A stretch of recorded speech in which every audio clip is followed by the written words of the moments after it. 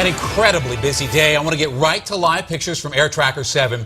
You can see flames there burning dangerously close to homes. This fire is now 80 acres, and this is southeast of Carter Lake in Larimer County, west of Loveland. And fire crews have been on it. You can see something going up there, burning right now.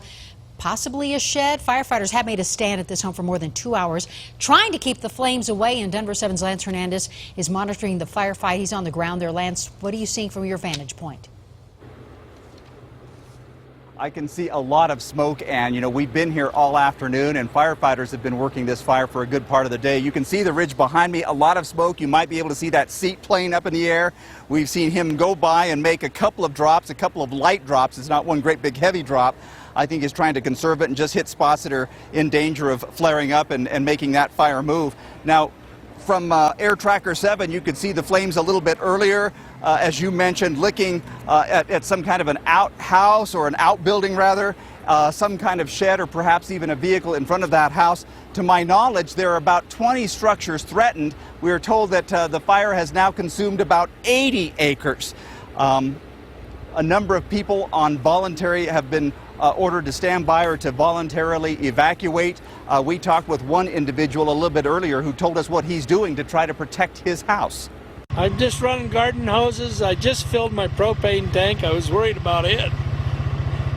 And we're in good shape. We've got livestock, but so far it's staying to the north of us.